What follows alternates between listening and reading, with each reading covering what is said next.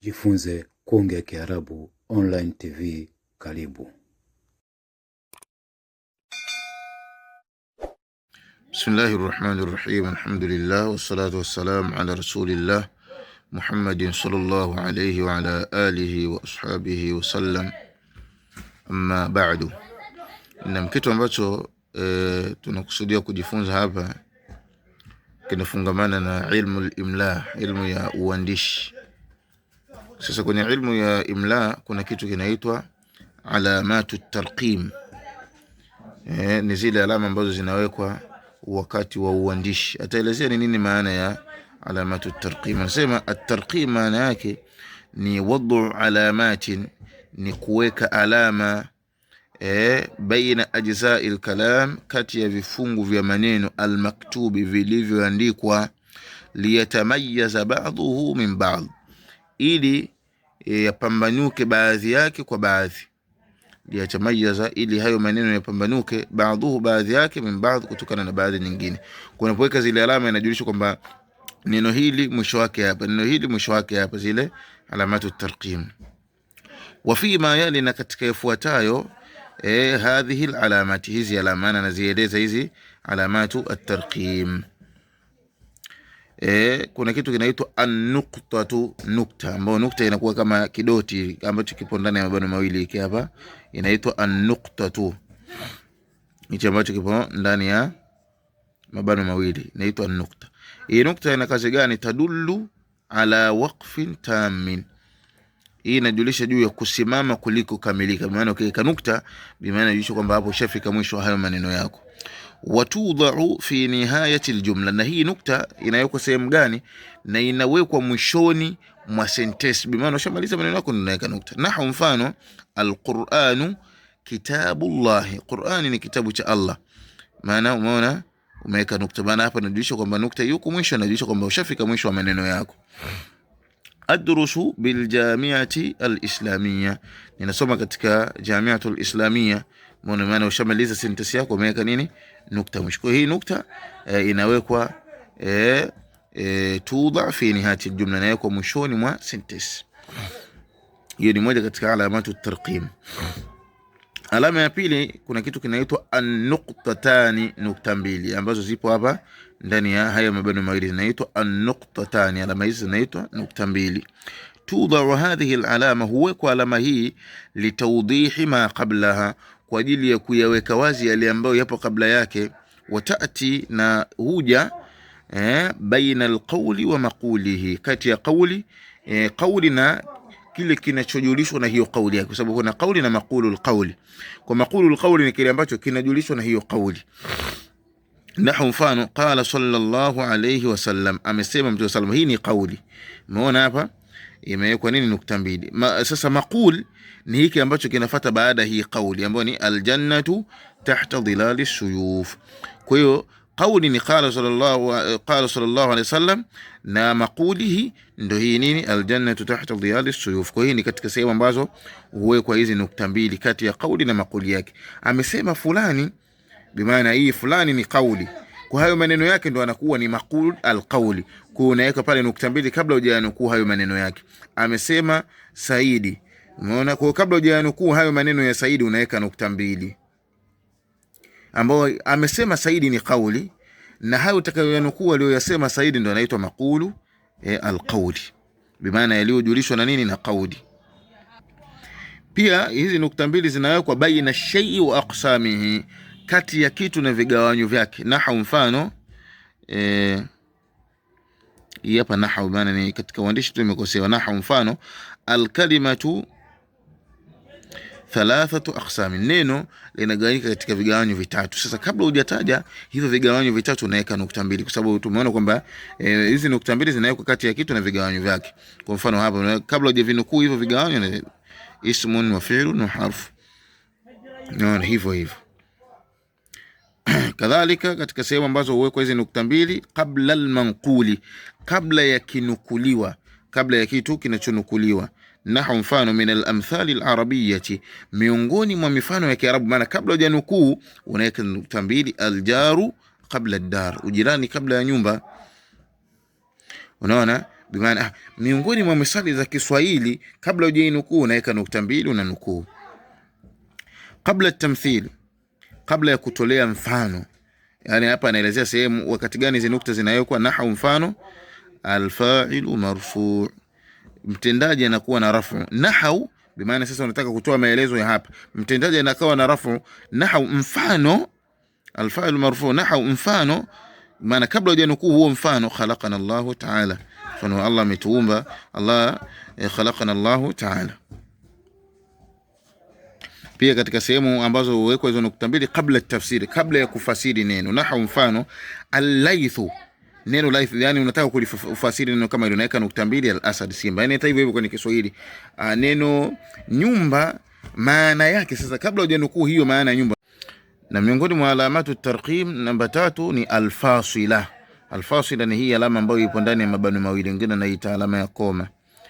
Hii inawekwa sehemu gani? Tudau, huwekwa baina aljumali, kati ya sentesi, au ajzaiha, au vifungu vyake, almuttasilati almaana, vinavyoungana maana. Wayaqifu alqari'u indaha qalilan, na anasimama msomaji mbele yake kidogo. Nahau, mfano alkalimatu 3 aqsamin, neno linagawanyika katika vigao vitatu. Ismun, jina, bimaana kabla hujatamka hichi cha mbele, bimaana kuna kimya kidogo utakaa kabla hujataja cha mbele. Jina uweze kusema jina, kitendo bimaana kuna kitendo, yani kuna kitambo kidogo. Ismun, jina, wa fi'lu na kitendo. Kwa hiyo kama hivyo kati ya sentence na vile vifungu vyake ambavyo vinaungana maana. Hiyo ni katika sehemu ambayo huwekwa hii alama, anaita alama ya koma. Kadhalika huwekwa hii alama hadhani at-talibani, sema hadhani at-talibani yaghibani kathiran, hao wanafunzi wawili yaghibani kathiran, yani wanaghibu sana, wanakuwa watoro sana. Amma hadha, bimaana sasa kama unataka kuelezea sasa amma huyu, unaweka alama ya koma. Faghaba 4 ayyam, ameghibu siku 4. Wa amma dhaka, maana unatenganisha. Ama yule, unaweka alama ya koma. Faghaba akthara min usbu', ameghibu zaidi ya wiki. Wa huwa bil idafati ila al-ghiyab, na kuongezea utoro, unaweka alama ya koma zile, yani vile vitenganishi. Kathiru ta'akhuri, ni mwingi wa kuchelewa, naweka kabla hujahama kwenda kipengele kingine. Wa qalilul ihtimam bid-durus, ni mchache wa kutilia umuhimu masomo kabla hujahama hivyo. Kwa zile sehemu za vitenganishi ambavyo vinakufanya wewe nyamaze, ndio unaweka hiyo alama ya al-fasila. Namba 4 katika alamatu tarqim ni al-qawsan, mabano mawili haya naitwa al-qawsan. Haya yanawekwa wakati gani? Tudau bainahuma, huwekwa kati ya haya mabano mawili alfadhu tafsir, matamko ya tafsir. Nahu, mfano man jadda, mwenye kujitahidi. Sasa unataka ulifasiri hili neno man jadda, unaweka mabano mawili afu ai ijtahada, amejitahidi. Wajada, maana man jadda bimaana wajad, mwenye kujitahidi anapata. Maana jadda maana yake ijtahada, maana hapa ameweka mabano mawili, amefanyaje? Amefasiri. Kwa hivyo unapotoa maelezo, unapata kufasiri neno fulani, maana yake unaweka mabano mawili, unalielezea. Pia hizi nukta haya mabano mawili huwekwa ndani yake alfadhul ihtiraz, yale matamshi ya uangalizi. Yani ukikosea tu basi na maana ushabadilisha. Nahu, mfano aljinanu, neno aljinanu bil kasri, kwa kutia kasra jim, jam'ul janna, ni wingi wa neno janna.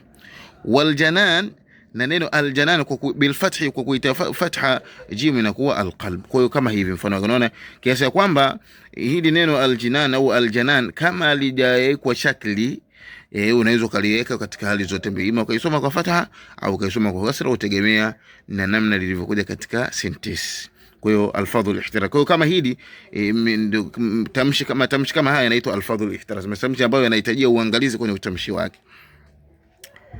Pia katika sehemu ambazo huwekwa hii mabano mawili al-ibaratu allati, matamshi ambayo yuradu laftu an-nadhari ilaiha, ukusudiwa kugeuzwa mtazamo katika ibara hiyo. Nahu, mfano al-ismu al-marfu'u alladhi, jina lenye rafu ambalo yati baada al-fi'li, linakuja baada ya kitendo. Yusamma, huitwa. Bimaana hapo watu kwanza watakodoa macho, watakodoa macho, utaweka masikio. Sasa matamshi kama hayo kabla hujalitaja hilo, unaelekea mabano mawili, fa'ilan, mtendaji, kama hivyo. Kadhalika katika sehemu ambazo huwekwa haya mabano mawili waqad tudau bainahuma al-a'lamu al-a'jamiyya, na huwa huwekwa kati ya hayo mabano mawili yale majina ya Kiajemi. Nahu mfano asimatu Sin, mji mkuu wa China unaitwa ni Bakin. Maana kabla hujautaja Bakin ni ismun ajami, ni alamun ajami, jina la Kiajemi. Na pia miongoni mwa alamatu tarhim namba 5 kuna alama inaitwa alamatu tansis. Alamatu tansis ni hivi videshi viwili vya juu hivi kama vimkato ambavyo vinaandikwa hivi, inaitwa alamatu tansis. Hizi alama za juu hivi videshi viwili na hivi viwili hivi hapa vya juu inaitwa alamatu tansis. Hizi huwekwa sehemu gani? Yudha'u bainahuma kullu kalamin yuqalu bi nafsihi.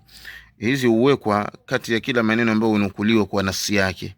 Nahu mfano an ibn Umar radhiyallahu anhuma qala Rasulullah sallam, amesema Mtume sallam, buniya al-islam ala 5. Maana hapa ananukuu maneno kwa nafsi yake, umejengwa maana kabla hajasema ameweka hizi, umeona hizi amezeka alama tutansis, ameweka hapa kwa uweko hapa na mwisho. Buniya al-islam ala 5 shahadati an la ilaha illa Allah anna Muhammadar Rasulullah, iqami as-salat, ita'i az-zakat wa hajji al-bayt wa sawmi Ramadan. Mwisho unakuja kufunga huko.